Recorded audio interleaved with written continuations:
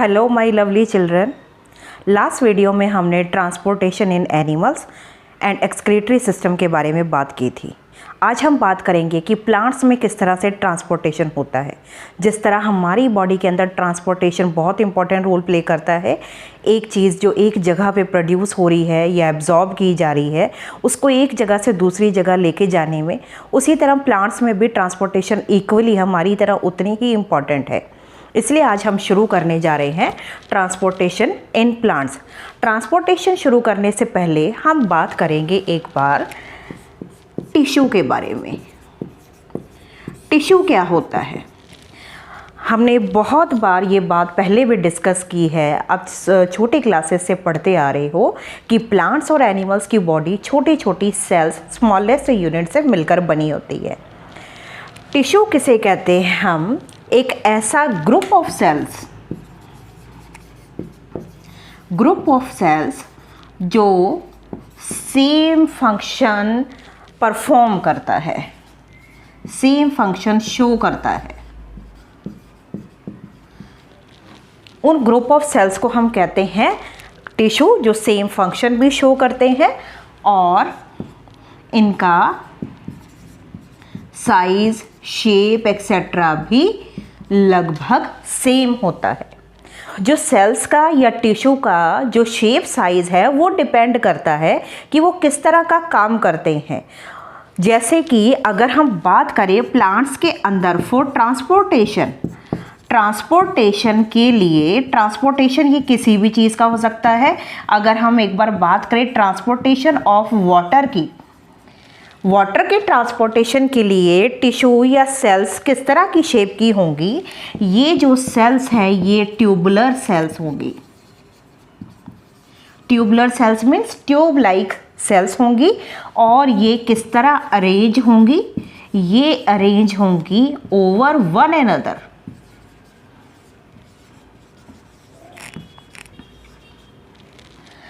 ये जो tubular cells हैं एक दूसरे के ऊपर अरेंज होके, अगर हम रफली देखें तो ये इस तरह से एक दूसरे के ऊपर अरेंज होके क्या करती हैं? ये एक चैनल जैसी स्ट्रक्चर बनाती हैं या ट्यूब जैसी स्ट्रक्चर्स बनाती हैं। ट्यूब जैसी स्ट्रक्चर प्रोड्यूस होने से वाटर को ईजिली एक जगह से दूसरी जगह ट्रांसपोर्ट किया जा सकता है। प्लांट्स के अंदर जो टिश्यू है वो वाटर को, मिनरल्स को और फूड को एक जगह से दूसरी जगह ट्रांसपोर्ट करने का काम करता है। उस टिश्यू को कहा जाता है वेस्कुलर टिश्यू। उसको हम कहते हैं वेस्कुलर टिश्यू, जो क्या काम करता है? फूड, वाटर एंड मिनरल्स, इन चीज़ों को एक जगह से दूसरी जगह ट्रांसपोर्ट करने का काम करता है। जो वेस्कुलर टिश्यू होता है प्लांट्स के अंदर, ये दो टाइप का होता है। एक का नाम है जाइलम, एक को हम कहते हैं जाइलम, और एक का नाम है फ्लोएम। ये दोनों अलग अलग फंक्शन शो करते हैं। अब हम बात करते हैं वेस्कुलर टिश्यू के फर्स्ट टाइप की, जाइलम। जैसे कि हम अभी बात कर चुके हैं कि जो जाइलम और फ्लोएम है इनको ट्रांसपोर्टेशन का काम करना होता है। ये इसलिए ट्यूबुलर सेल से मिलकर बनी होती हैं, जो कि एक दूसरे के ऊपर अरेंज्ड होकर ये एक ट्यूब जैसी या पाइप जैसी स्ट्रक्चर बनाती हैं। जैसे कि मैंने डायग्राम में ड्रॉ किया है, आपको दिखाई दे रहा है कि रूट्स में से होती हुई एक ट्यूब जैसी स्ट्रक्चर आपको ऊपर जाती हुई दिखाई दे रही है। ये एक्चुअल में ये टिश्यू है, जाइलम टिश्यू, जो ऊपर से नीचे तक ये पाइप लाइक स्ट्रक्चर बनाती हैं, जिनका काम होता है वाटर और मिनरल्स को ट्रांसपोर्ट करना। आपको दिखाई दे रहा है डायग्राम के अंदर कि ये रूट से होती हुई ऊपर जा रही हैं। इट मीन्स कि जो हमारे प्लांट्स हैं, आपको अच्छी तरह पता है कि वो उनकी जो रूट्स हैं वो सॉइल में से वाटर को और मिनरल्स को एब्जॉर्ब करती हैं। मिनरल्स जो सॉइल के अंदर प्रेजेंट होते हैं ये वाटर के अंदर डिज़ोल्व होके प्लांट की पूरी बॉडी के अंदर ये ट्रांसपोर्ट किए जाते हैं या कैरी किए जाते हैं। इनको कैरी करने का काम करता है जाइलम टिश्यू। एक बहुत इंपॉर्टेंट बात ध्यान रखने वाली वाली है कि जो जाइलम टिश्यू है ये डेड सेल्स से मिलकर बना होता है, यानी इनमें अपने आप इनमें ये कैपेसिटी नहीं है कि वाटर और मिनरल्स को बॉडी के प्लांट की बॉडी के हर एक पार्ट तक पहुंचा सके। इसके लिए आपने एक बहुत ही इम्पॉर्टेंट आपने एक प्रोसेस पहले भी पढ़ा होगा जिसको हम कहते हैं ट्रांसपिरेशन। आपको अच्छी तरह पता है कि जो हमारे प्लांट की लीव्स हैं इनमें छोटे छोटे पोर्स प्रेजेंट होते हैं इनकी सरफेस पर, जिनको हम कहते हैं स्टोमेटा। स्टोमेटा की क्या स्पेशलिटी होती है, आपको पता है कि गैसेस का एक्सचेंज भी करते हैं और इनमें से हमेशा वाटर का इवेपोरेशन होता रहता है। ये वाटर का इवेपोरेशन होने के कारण प्लांट के अंदर या जाइलम टिश्यू के अंदर एक सक्शन पुल या सक्शन फोर्स क्रिएट होता है, जिसके कारण प्लांट की रूट्स में एब्जॉर्ब होने वाला वाटर और डिसॉल्व्ड मिनरल्स प्लांट की हर एक बॉडी के हर एक पार्ट तक पहुंचता है। जो ये ट्रांसपिरेशन है ये बिल्कुल उस तरह होता है जिस तरह जब हम स्ट्रॉ से कोई भी कोल्ड ड्रिंक पीते हैं या पेप्सी पीते हैं या कोका कोला पीते हैं। आप देखते हो कि स्ट्रॉ डाल के जब आप बॉटल में या ग्लास के अंदर जब उसको एक बार आप सक करते हो तो उसके बाद कंटिन्यूसली कोल्ड ड्रिंक आना शुरू हो जाता है। सेम यही काम स्टोमेटा में होने वाली इवेपोरेशन के कारण ये सक्शन फोर्स क्रिएट होता है, जिससे वाटर और मिनरल्स प्लांट की बॉडी के हर एक पार्ट तक पहुँचता है। इवन कि हमारे जो जाइलम टिश्यू है ये डेड सेल से मिलकर बना होता है।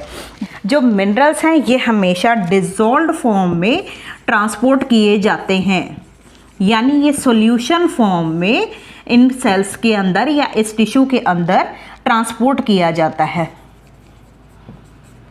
और इस तरह जो जाइलम टिश्यू है उसका क्या काम होता है, ये ट्रांसपोर्ट करता है transportation of water and minerals to entire plant.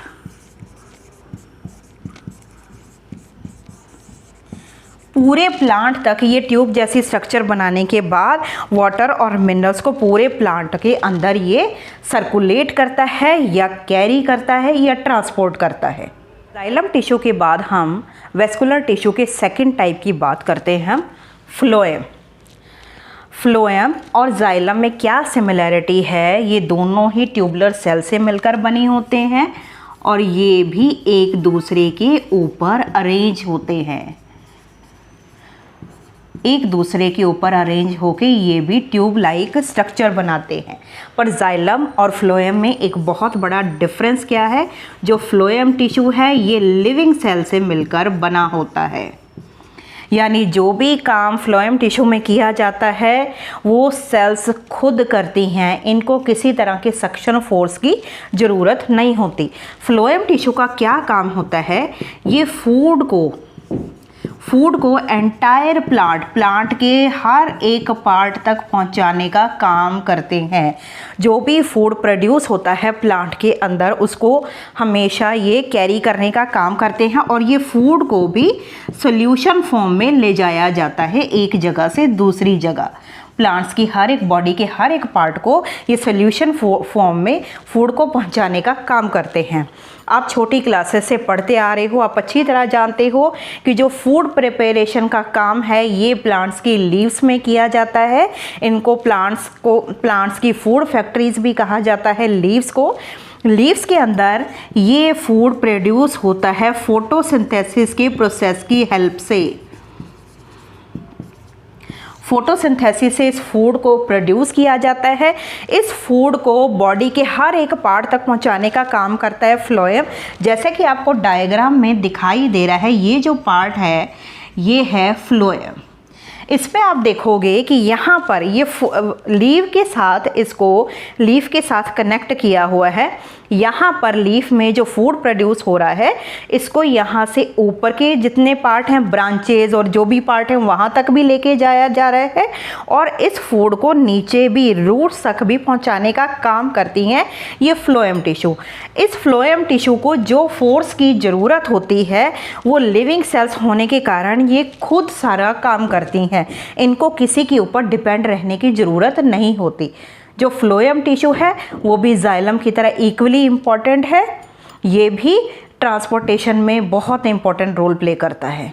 Synthesis में फूड प्रिपेयर किया जाता है तो ये फूड इसके अंदर बहुत सारी शुगर, कंसिस्ट ऑफ शुगर और ग्लूकोज होता है जो इजीली वाटर के अंदर डिज़ोल्व हो जाता है, यानी ये सॉल्यूशन फॉर्म में इजीली इसको कैरी किया जाता है प्लांट के हर एक पार्ट तक, जैसे कि आपको डायग्राम में दिखाई दे रहा है। आगे बढ़ने से पहले हम एक बार ट्रांसपिरेशन के एक और बहुत इंपॉर्टेंट पर्पस के बारे में बात करेंगे। हमने अभी बात की कि ट्रांसपिरेशन के प्रोसेस की हेल्प से वाटर और मिनरल को जाइलम वेसल में या जाइलम टिश्यू में एब्जॉर्ब किया जाता है।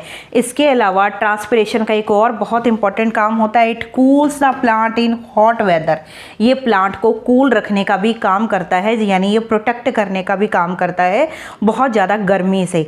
ये बिल्कुल ट्रांसपिरेशन उसी तरह काम करता है जैसे कि हमारी बॉडी में स्वेटिंग काम करती है। हमने पहले भी पढ़ा है कि स्वेटिंग के टाइम पे जब इवेपोरेशन होता है स्वेट का, तो उसमें इवेपोरेशन के प्रोसेस में हमारी बॉडी की बहुत सारी हीट को यूज़ किया जाता है जिससे हमारी बॉडी में कूलिंग इफेक्ट आता है या हमारी स्किन पर हमें कूल फील होता है। सेम काम करता है ट्रांसपिरेशन। ट्रांसपिरेशन में क्या होता है कि जितना ज़्यादा मूविंग विंड होगी या मूविंग एयर होगी उतना ही ज़्यादा ट्रांसपिरेशन होगा, ट्रांसपिरेशन का प्रोसेस बढ़ जाएगा। कैसे ट्रांसपिरेशन का प्रोसेस बढ़ जाएगा? जो इवेपोरेशन है स्टोमेटा से या टाइनी पोर्स से इवेपोरेशन जो हो रही है ये भी बहुत जल्दी होना शुरू हो जाता है, रैपिडली, बहुत तेज़ी से या फास्टली ये जो इवेपोरेशन है ये स्टार्ट हो जाता है। जितना ज़्यादा इवेपोरेशन होगा उतना ही प्लांट्स को कूलिंग इफ़ेक्ट मिलता है। यानी हम ये कह सकते हैं कि रेट ऑफ ट्रांसपिरेशन जितना ज़्यादा होगा, इवेपोरेशन स्टोमेटा से जितना ज़्यादा होगा वाटर का, उतना ही वाटर और मिनरल का एब्जॉर्प्शन भी तेज हो जाएगा। जितना ज़्यादा ट्रांसपिरेशन बढ़ेगा उतना ही एब्जॉर्प्शन रूट्स में से वाटर और मिनरल्स का ये भी तेज हो जाएगा, जिससे जाइलम टिश्यू में से ये वाटर और मिनरल्स प्लांट की बॉडी के हर एक पार्ट तक पहुंचते हैं और ये प्लांट को कूल रखने का काम करता है ट्रांसपिरेशन। हाँ जी, अब हम डिस्कस करेंगे कि वाटर जाइलम वेसल्स तक किस तरह पहुंचता है। जैसा कि डायग्राम में हमें दिखाई दे रहा है, अगर हम रूट्स की सेक्शन कटिंग करके देखें तो इस तरह जाइलम बिल्कुल सेंटर में प्रेजेंट है रूट्स के, और साइड में बहुत सारी सेल्स प्रेजेंट होती हैं।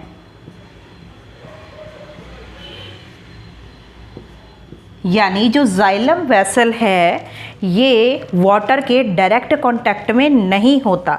आपको जैसा कि डायग्राम में दिखाई दे रहा है ये सेंटर वाला पार्ट है जाइलम वेसल, इसके दोनों तरफ यानी ये सेंटर में जाइलम, इसके चारों तरफ आपको यहाँ पर सेल्स दिखाई दे रही हैं रूट्स के अंदर। इसमें आप देखोगे कि इन रूट्स के, आपको हम पहले भी बात कर चुके हैं, रूट्स में बहुत सारे रूट हेयर प्रेजेंट होते हैं। ये जो रूट हेयर हैं ये कांटेक्ट में आते हैं वाटर के अंदर जो कि सॉयल पार्टिकल्स के अंदर प्रेजेंट होता है। यहाँ पे मैंने दिखाया हुआ ये सॉयल पार्टिकल्स, और इनके चारों ओर वाटर की फिल्म है, वाटर की लेयर है। ये जो रूट हेयर है ये क्या काम करते हैं, ये इस वाटर को एब्जॉर्ब करने का काम करते हैं। उसके बाद ये वाटर एक सेल से होता हुआ, हर एक सेल से होता हुआ ये आगे की तरफ मूव करता है। इस तरह ये इधर से भी सेल से होता हुआ ये आगे की तरफ मूव करता है और एट लास्ट ये जाइलम वेसल में पहुंचता है और ये जाइलम वेसल से पूरी बॉडी के अंदर ट्रांसपोर्ट किया जाता है। यानी जाइलम वेसल डायरेक्टली इसको एब्जॉर्ब नहीं करता, रूट हेयर वाटर को एब्जॉर्ब करते हैं जिसके साथ मिनरल भी होते हैं। ये हर एक सेल में से होते हुए जाइलम वेसल के अंदर एंटर करते हैं। ये वाटर जाइलम वेसल तक सेल टू सेल किस तरह पहुंचता है, इसको हम एक एक्सपेरिमेंट की हेल्प से अंडरस्टैंड कर सकते हैं। इस एक्सपेरिमेंट में हमें क्या चाहिए, हमने एक पोटैटो लेना है जिसको 2 हाफ्स में हमने इसको कट कर लेना है। 2 हाफ्स में कट करने के बाद पोटैटो के एक पीस को हम लेंगे, हाफ पीस जो हमारे पास है उसके बेस को कट कर देंगे, फ्लैट कर देंगे बेस को, ताकि वो ईजिली एक पेट्री डिश के अंदर या किसी भी कंटेनर के अंदर हम इसको रख पाए। और इस पोटैटो के अंदर हमने एक, जो ये आपको दिखाई दे रही है, हमने एक कैविटी बना देनी है, एक डीप कैविटी बना देंगे हम। इस पोटैटो को हमने एक पेट्री डिश में रखना है, जिसके अंदर रखने के बाद हमने क्या करना है, एक पिन लगा देनी है, एक पिन इंसर्ट कर देंगे। हमने यहाँ तक पिन इंसर्ट कर दी और जहाँ तक पिन इंसर्ट की हुई है वहाँ तक हमने इसके अंदर डाल देना है शुगर सॉल्यूशन। और जो पेट्री डिश है इसमें हमने वाटर फिल करना है, वाटर डालना है, पर ये वाटर हमने उतना ही डालना है कि ये पिन से ऊपर ना जाए।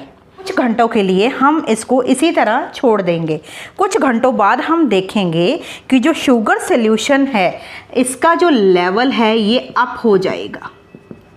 ये शुगर सॉल्यूशन कैसे आप, किस तरह आप हो गया, जो पेट्री डिश के अंदर जो हमने वाटर फिल किया था वो स्लोली इनकी ये जो कैविटी बनाने के बाद जो बाहर वॉल जैसी स्ट्रक्चर हमें दिखाई दे रही है, इसकी हर एक सेल में से होता हुआ पेट्री डिश में से वाटर एंटर हो जाता है हमारी पोटैटो की कैविटी के अंदर, जिससे शुगर सॉल्यूशन का जो लेवल है वो राइज कर जाता है, ये काफ़ी बढ़ जाता है। और सेम यही प्रोसेस हमारी प्लांट की रूट्स में भी होता है। एक एक सेल से होता हुआ ये वाटर हमारे जाइलम वेसल तक पहुंचता है।